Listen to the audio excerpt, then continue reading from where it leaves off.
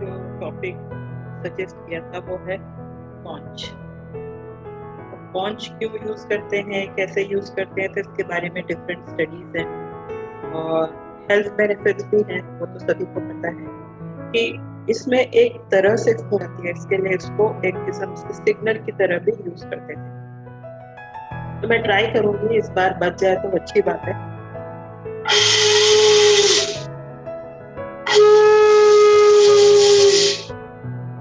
तो इस तरह से इसको बजाते हैं और बोध नहीं आया, बट मैं उसको दिखाना चाहती हूँ कि मैंने प्रैक्टिस की है। मैंने आज से यही बात की कि थोड़ा सा होमवर्क करके आते हो। मतलब वो मुझे कोई क्लास के लिए बता रहा था जो मुझे करना था। याद है उसने फर्स्ट टाइम बताया था कुछ तो भी। वो मैंने उसको बोला हम लोग तुम सब खोल के गूगल करके प्रैक्टिस करके आते हो, चीजों को देख के आते हो। मैं सिर्फ तुम्हारी बातें सुनने आती है। मुझको जो कन्वर्सेशन से जो नॉलेज मिलता है मुझे वो ज्यादा जल्दी से समझ में आता है। आज तो दोनों अग्रवाल बहुत चमक रहे हैं। ओह गॉड, अगेन रीनेम करती है क्या? ये क्या घर पे हो आप, बुटीक में हो? घर पे हूँ। अच्छा ओके, घर में भी चमक दमक से रहते हो? कहाँ, जैसे बुटीक अच्छा की थी वैसे ही हूँ। ओके, आसो अनुराधा जी भी बहुत चमक रहे हैं, ब्लू ब्लू। ये विशुद्धि चक्र का वो है ना रंग। सुनना है क्या? हाँ यही मुझे ऐसे ही लग रहा है। मुझे ऐसे क्या ही मैडम, मैं आपको सेल्फलेस कॉम्प्लीमेंट दे रहा हूँ, निष्काम कर्म, मैं निष्काम कर्म कर रहा हूँ। You want us to do that? फिर कॉम्प्लीमेंट दोगे फिर? Both you are looking very handsome. देखो बोलती बंद। मेरी बोलती बंद हो गई। वो रोमांटिक अनुराधा जी। हाँ ये तो बात है। ये तो बात है, मैं बिल्कुल मानती हूँ। बिल्कुल मानते हो आप? बताइए। देखिए मैंने ना फुल प्रैक्टिस की है और मैं शंख बजाने की। हाँ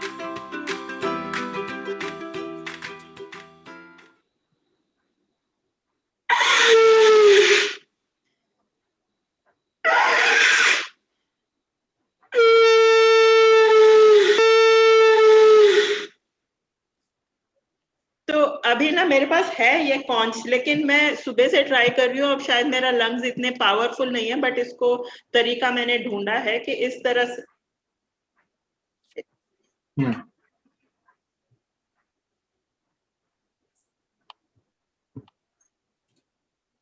हे भगवान ये क्या आ गया? मुझे शंख के बारे में सिर्फ एक बात पता है, हार्ट पेशेंट्स वाले को शंख बजाना चाहिए। उससे उनके हार्ट के ब्लॉक। डॉक्टर ने कहा, मेरे father in law had a bypass, तो डॉक्टर ने हमें बोला था कि आप शंख बजाने की कोशिश करो। हाँ तो कोशिश कर सकते हैं। हाँ मतलब हाँ, तो वो ब्लॉकेजेस खुलेंगे। तो बेसिकली क्या है इसका ना एक तरीका है, जैसे हम बलून फूलाते हैं तो कितना लंग पावर लगता है, तो उसी तरह ये रोज की प्रैक्टिस है कि मतलब हमारा लंग्स वगैरह पूरा रहे। इससे विशुद्धि पर भी, जो वो बोल रहा था सही बोल रहा था, विशुद्धि पर भी फर्क पड़ता है, क्योंकि पूरी मतलब हम लोग यहाँ पर से इसको एक्सरसाइज करते हैं, ट्रैकिया और लंग्स। तो ये सही स्वाति बोल रही है, पर मैं ये बोल रही हूँ हाँ भाई कोई बिल्कुल बीमार है तो फिर वो ना करे, क्योंकि फिर लंग्स पे बहुत मतलब इस पे एक्सरसाइज, लंग्स को पावरफुल बनाने के लिए, प्यूरिफाई करने के लिए। तो इसमें मैंने मुझे जो पता है मैं बताऊं। हाँ बताओ। तो शंख का मैंने पूरा रिसर्च करके आया। हाँ मैं दुकान पे गया था शंख का मैं नहीं, वो भाई पता है उसमें मुझे ऐसी कुछ आया तो मैंने शंख लिख दिया था। तो मैं दुकान पे गया, मैंने उससे पूछा ये शंख कितने का? तो उसने मुझे बताया जो बड़ा वाला शंख था वो 900 रुपए का था, जो मीडियम साइज का था वो 100 रुपए का था, और जो सबसे छोटा सा था इतना सा शंख सबसे छोटू साइज का वो 200 रुपए का था। नहीं वो 200 या पता नहीं 500 रुपए का था। मैंने कहा छोटा वाला है इतना महंगा क्यों है? तो उसने बोला कि ये ऐसा ही है, मतलब ऐसे ही होता है, छोटा वाला शंख शायद प्योर होता है। अब उसमें मैंने देखा कि उसमें अलग अलग टाइप्स के थे। एक शंख था उसके ऐसे 3 वो थे, मतलब ऐसे करके कुछ फिन्स निकल रहे थे, और एक था वो गोल्ड टाइप का था जो अभी मैडम ने अभी दिखाया। तो मुझे ये लगा कि शंख में भी अलग अलग वेराइटीज, काइंड्स और हाँ, एक तो एक गोल वाला होता है, एक होता है ऐसे 3 निकले होते हैं उसमें फिन्स। अब शंख में क्या है कि एक पंचगुणी शंख करके कुछ कहा जाता है, ये श्री कृष्ण का शंख है।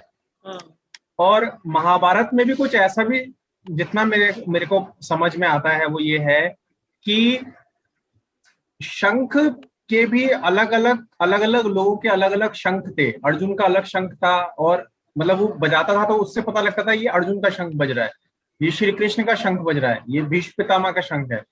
तो शंख में मतलब इतना कुछ डीप अंदर है माइथोलॉजी में कि अलग अलग लोगों के शायद अलग अलग शंख हैं, या अलग अलग शंख की ध्वनि भी शायद होती है। आई एम नॉट श्योर, ऐसा मेरे को देखो ये लग रहा है। सबसे छोटा वाला शंख माना जाता है, ये वाला छोटा शंख माना जाता है।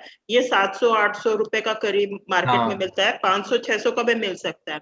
लेकिन इससे बड़ा, एक तो लेंथ में बड़ा और विड्थ में भी जो यहाँ से थोड़ा एक्सटेंडेड होता है, उसे वो पंच शंख बोलते हैं।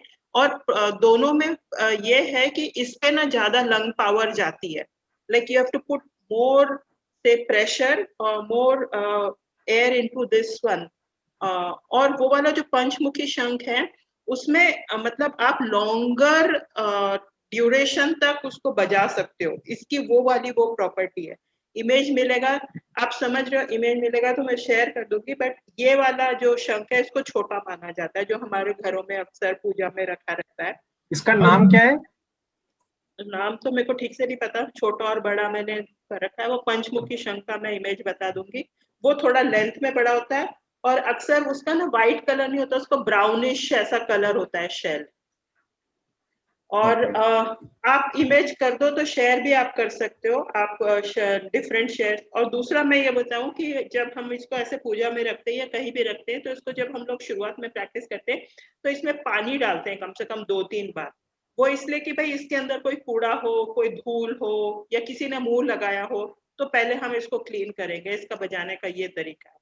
Then you find your way wherever you feel like. इसको काफी प्रैक्टिस करनी पड़ती है। एक तो जैसे मेरा ये शंख है तो इसमें से हवा निकल रही थी, तो कई जगह से हवा निकलती है तो फिर ये बचता नहीं है। तो you have to find a way कि कहाँ से ये निकल रही है, और यहाँ से ऐसे करके और फिर ऐसे करेंगे। पहले तो आप बजा ही लो तो वो ही बड़ा है, मैं सुबह से प्रैक्टिस कर रही तो बजा लो तो वो। लेकिन उसको ना फिर आप धीरे धीरे जब प्रैक्टिस करते हो ऐसे करके ऐसे करोगे ना, तो थोड़ा देर तक बजा पाओगे, क्योंकि फिर आपके लंग्स एक्सटेंड होंगे और फिर ज्यादा बजा पाओगे। और 2-3 चीज और है कि शंख, why was it so popular? Is it क्योंकि बिकॉज उसका जो फ्रीक्वेंसी है, जो मतलब साउंड का जो क्या बोलते हैं वेवलेंथ है, वो दूर तक सुनाई देता है। तो मुझे यहाँ से अगर से सपोज 200 फीट या 500 फीट तक किसी को मैसेज पहुंचाना है, कुछ मैसेज पहुंचाना है, कि जैसे स्वाति अगर उस आधा किलोमीटर दूर रहती है मुझसे, तो मैं उसे कैसे कम्युनिकेट करूंगी? तो अगर मैंने बाजा बजाया तो शायद हो सकता है कि 200 फीट तक आवाज जाए, लेकिन अगर मैंने ये बजाया तो ये दूर तक आवाज जाती है, श्रिल है ना, तो इसके लिए भी ये ज्यादा पॉपुलर हुआ। और जो बोल रहे हैं वो भी सही बात है, क्योंकि इसके कई पेपर्स भी, मैंने एक पेपर्स भी पढ़ा है, मैं आपको शेयर कर देती हूँ। तो इसको हमारे भारतीय सभ्यता में भी नहीं, बट साउथ अमेरिकन सभ्यता में भी एज एन वार्निंग मैकेनिज्म की, मतलब इस तरह मैं बजाऊंगी इसका मतलब वार्निंग है, और इस तरह मैं बजाऊंगी तो इसका मतलब ऑल इज गुड। तो इसका भी वो जो आप बोल रहे हो कि हर एक का अलग अलग मैसेज भी होता है। बट अभी मैडम एक चीज आपने वो पता किया क्या, इसका मटेरियल ये बनता कैसे है? इसके अंदर तो शंख, वो इज इट एन एनिमल? हाँ, एनिमल एक्चुअली। ये इसके ये का शेल, आई थिंक सो, कोई हाँ, किसी का शेल है ये, जो हम लोग स्नेल वगैरह बोलते हैं ना, तो वो का बड़ा फॉर्म है कुछ, उसका बड़ा फॉर्म है। और जब ये एक्चुअली इसको मतलब यहाँ से निकाला जाता है, तो इसके अंदर से वो घोंगा पहले निकाला जाता है। ये उसकी आउटर कवरिंग या बोन स्ट्रक्चर है, जिससे वो सेफ रहता है यहाँ पर इसका मतलब ये नहीं है कि हम मतलब एनिमल लाइफ को हम हार्म कर रहे हैं इससे। मतलब अगर ये किसी का घर है या उसका शेल है, तो don't you think it is मतलब इट इज वायलेंस?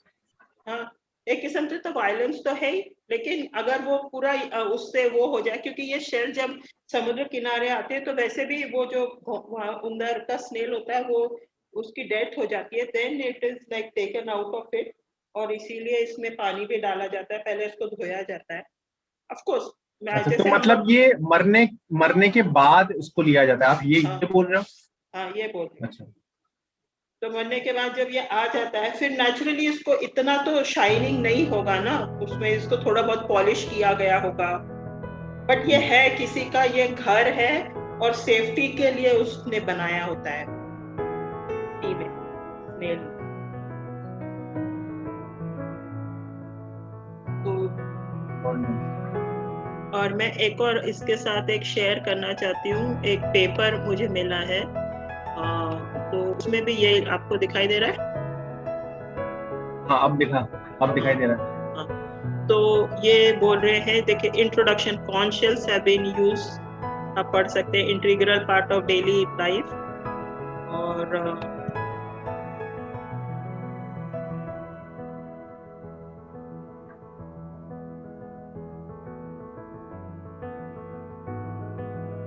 तो ये साइंटिफिकली मतलब क्या क्या इसमें फ्रीक्वेंसी होती है वो बताया गया है।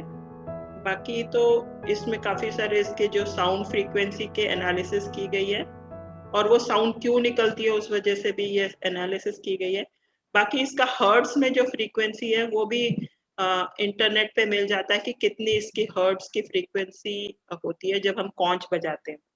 तो वैसे भी वो जो बोलते हैं ना कि कौन से शुद्ध होता है, वो इसलिए कि कई सारे इंसेक्ट उतना वो नहीं कर पाते, जैसे मतलब उसको बर्दाश्त नहीं कर पाते उतनी फ्रीक्वेंसी को, तो वो इसीलिए। इसमें एक चीज है कि हेलो, ओके, कि ना इसमें इंडियन मैथोलॉजी में इसका इतना, रिलीजियस मैथोलॉजी में शंख का इतना महत्व क्यों है? लाइक विष्णु भगवान के हाथ में होता है, that is fine, I get that, but उस मतलब क्यों है, मतलब why is it so so significant? कुछ आइडिया है आपको इसका?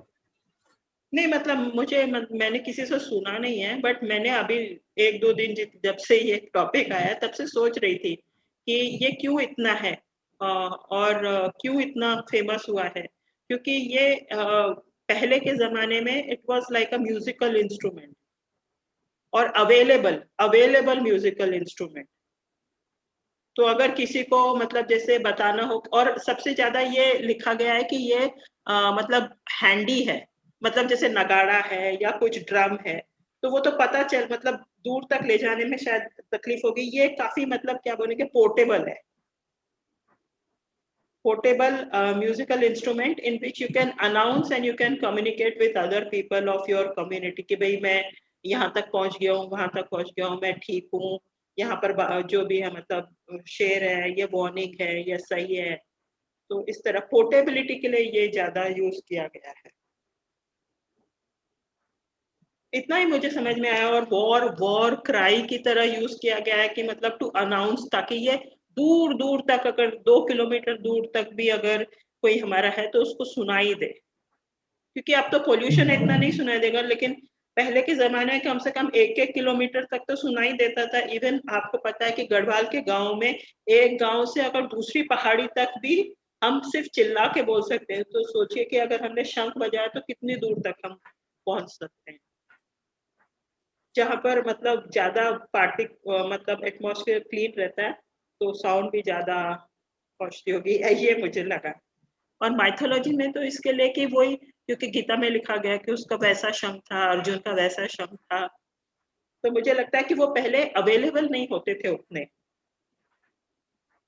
क्योंकि आप सोचो वो हरियाणा या गुजरात या उस तरफ रहते थे, तो कितना अवेलेबल होगा। अब तो हमें मतलब सब जगह सब दुकानों में अवेलेबल होता है, तो मुझे लगता है कि अवेलेबिलिटी, फिर पहले जैसे कौड़ियों मतलब was one of the exchange of material ना, कॉइन से पहले कौड़ियों में ही तो बिजनेस होता था, तो उसी तरह ये ज्यादा प्रेशियस रहा होगा पहले, ये भी मेरे दिमाग में आया।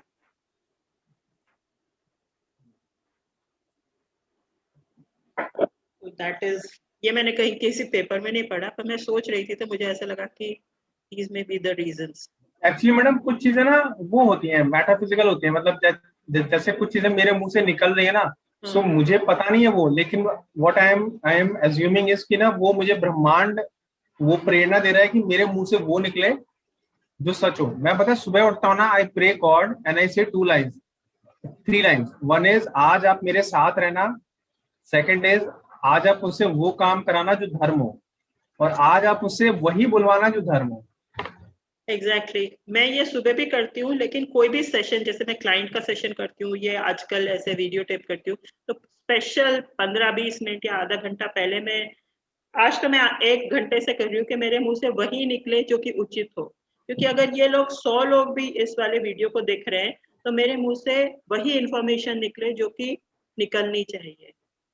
तो I definitely follow what you are saying and नहीं, मैं मतलब not what I am saying, मुझे भी किसी ने बताया था, मैंने गीता की क्लासेस की थी, उसमें उन्होंने बताया था कि this is one of the ways that you can begin your day.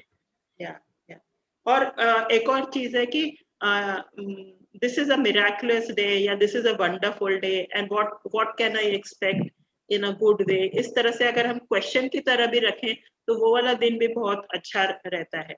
तो तभी तो कहते हैं मतलब माइथोलॉजिकली कि भाई हम सुबह भजन करें, क्योंकि भजन और ये कीर्तन इसमें तो सब यही होता है कि हमें अच्छी चीजें मिले, हमें गिफ्ट्स मिले, हमें ये हो। एंड कई बार in the morning when we hear something, तो हमारी एक्सपेक्टेशन हो जाती है कि हमें कुछ अच्छा सुनाई देगा।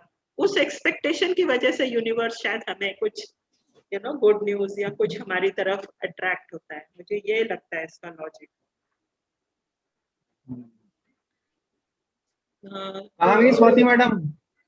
स्वाति मैडम के तो शायद दोस्त आ गए, या वो उन्होंने पहले ही बोल दिया था कि वो तो नहीं रह पाएंगी। क्या मैडम, हम मैडम के दोस्त नहीं है? कैसी दोस्ती है आपकी? मैडम तो चले गए। तो आजकल कैसा चल रहा है फिर JTTP आपका? वाह, तो ये क्या, ये तो फेमस बुक है, फिर क्या इसके बारे में? By Rhonda Byrne. तो इस फेमस बुक के बारे में क्या है कि ग्रेटिट्यूड मैंने क्लासेस अटेंड किया था, उसमें ये बुक्स का हिंदी वर्जन से पढ़ाया था। So now I got so much inspired that I am reading it 1 chapter every day and practicing it. So आज का मेरा प्रैक्टिस है for this bill, thank you for all the money I have been given throughout my beautiful life. ये तो बहुत बढ़िया, मतलब आपने मनी को ही थैंक यू बोल दिया, मनी को ही थैंक यू बोल दिया। हाँ, मनी को, पेरेंट्स को, वाइफ को, सबको थैंक यू। मतलब वो चिट आपने करेंसी नोट पर ही चिपका दिया, that's the exercise that you did. हाँ, दैट इज एक्सरसाइज कि आप करेंसी नोट पे इसको चिपकाओ और आप जितनी भी बार हो सके इस सेंटेंस को पढ़ो और इसको फील करो। अच्छा, वंडरफुल। आई थिंक ना that is creating another level of relationship with money. लेकिन करेंसी के साथ हमारा रिलेशनशिप होता है ना कि transactional, and now you are putting like some emotion into that currency which is of gratitude. So अब आप रिकॉर्डिंग बंद करो, ज्यादा इंटरेस्टिंग बात नहीं हो सकती। तो ये छिपकली आपके मतलब टमाटर और ये सब खाती है, कीड़े मकोड़े के अलावा? मैं वही देख रहा था कि maybe I have turned छिपकली इनटू ए वेजिटेरियन। मतलब मैं टमाटर का छिलका ना यहाँ डाल देता हूँ गिलहरी के लिए। अब वो गिलहरी तो नहीं आती आजकल, वो छिपकली आके टमाटर का छिलका खा जाती है, पूरा टमाटर। अभी मैं देख रहा था तो आम का मैंने छिलका डाला तो आम खा रही थी। मैंने कहा वेजिटेरियन छिपकली हो गई है। तो कुछ और इसमें एक चीज, गिलहरी आ जाती है कुछ। हाँ, मुझे गिलहरी तो आती रहती है, मुझे नहीं लगता कि छिपकली। अरे मेरे सामने खाया है, मेरे सामने खा रही है, बैठ खा रही थी। अभी नहीं खा रही, आलू बैगन प्याज सब। अभी तो मैं ये सब नहीं पकाता हूँ। अच्छा, दूसरी चीज ये है मैडम, मेरे अंदर ना एक थोड़ा सा एक ट्रांसफॉर्मेशन आया है कि earlier I used to be very scared of छिपकली एंड रेप्टिल्स। जब मैंने JTTP ज्वाइन किया ना, तो उसमें एक एनिमल किंगडम का एक सेशन हुआ था। तो मैंने बस ये देखा कि मैं किसी से डर रहा हूँ उसका आउटर प्रोफाइल से, but there is a soul within it. तो मुझे थोड़ा सा लगा कि maybe I am doing injustice just because of the form I am getting scared. और गिलहरी के साथ आई एम वेरी गिलहरी के साथ आई एम वेरी कंफर्टेबल। ये बहुत अच्छी बात आपने कही है, और मैं भी like actually I wanted to hear about छिपकली, बिकॉज मेरे घर में भी 2-3 छिपकली आई हैं पिछले 15-20 दिनों से, और मैं उनको इमोशनली मैं बताती रहती हूँ प्लीज यहाँ से चले जाओ, प्लीज यहाँ से चले जाओ, बट वो जा नहीं रही हैं। और मैंने पूरी सफाई कर ली है सब जगह, जितना लोग बोलते हैं ना, वो राम राजू सर बोलते हैं जीटीटीपी में कि अपने घर को साफ रखो तो फिर आपके घर में ये सब नहीं आएंगे कीड़े मकोड़े। तो मैंने इतनी सफाई की है पिछले मतलब 1 महीने में, 15-20 दिनों में, बट वो छिपकली जा नहीं रही है। और मैं उससे डरती हूँ सचमुच में। जब जैसे 9-10 बजे के बाद मैं पूरा अंधेरा कर देती हूँ, उसके बाद वो छिपकली का राज होता है उस तरफ, तो मैं बोलती हूँ कम से कम मेरे कमरे में मत आना। जैसे मैं पानी पीने गई 11 बजे, तो छिपकली वहां जाती है, तो मैं खुद डर जाती हूँ उससे। तो मेरा है अभी भी ये छिपकली से डर मे भी मेरा। आप उनको ना ये बोल सकते हो कि कम से कम मेरे कमरे में ना आना से अच्छा आप ये बोल सकते हो तुम वहीं रहना बस। बिकॉज वो जो कम से कम तो जो मत होता है ना, वो उसको समझ नहीं आता ब्रह्मांड को, तो वो आपके कमरे में ही आएगी फिर। इससे अच्छा आप ये बोलो कि उसी कमरे में रहो। हाँ, तो मैं उसको ये अच्छा, बोलूंगी। अगर आप भगा देते तो वापस आ जाती है क्या? हाँ, मैं मतलब मैं एक्चुअली मेरे में इतनी हिम्मत नहीं कि मैं उसे भगा दूं, पर मैं बाहर जाती हूँ तो वो कहीं भाग जाती है। तो फिर मैंने उसको ये बोला है कि प्लीज आप या तो मेरी बालकनी में चले जाओ। तो फिर मैंने देखा कि वो बालकनी में घूम के आती है, पर आती तो वो फिर यहाँ पर मेरे किचन के सिंक के नीचे ही रहती है रात में। तो उसने उतना तो माना है कि जैसे मैं एक दो बार छिपकली रहती है ना, मैं कई बार क्या करता हूँ कि खिड़की खोल देता हूँ और सारे रास्ते जो रहते हैं, मतलब किसी को भगाना है, चूहा या छछूंदर कोई भी, तो रास्ता बस उसको एक ही क्लियर नजर आना चाहिए कि घर से अगर किसी को भी भगाना है, एक रास्ता से यहाँ घर में छोटा सा मंदिर बना रखा है, उसमें खिड़की भी है, तो मुझे भगाना रहता है। मैं बाकी रास्ते ऐसे करता हूँ, एक तरफ झाड़ू दो झाड़ू से लेके उसको कुछ इस तरफ से ओरिएंट करना है, उसको एक रास्ता नजर आए, वहां से चली जाती है, फिर खिड़की बंद कर दी। मैंने एक बार किया था 3-4 महीने पहले, ये वाला ट्राई किया था, उसके बाद वो छिपकली चली गई थी। But now after 15 days now I am unable to do that, क्योंकि वो भाग जाती है। बट ये वाला मैंने ट्राई किया है कि एक सुराख उसके लिए रख दिया, उसने पता नहीं कैसे वो फिर वहां से चली गई। हाँ, कर दूंगी। पहले मैं सबको थैंक यू बोल देती हूँ। Ashish, if you want to say but thank you everybody, then I will stop the recording and I can start. हाँ, So recording thank you. Stop. Yeah. Thank you everybody. Thank you for coming to this session. Thank you Thank you, sir. Everybody. Thank you. Thank you so much. Bye.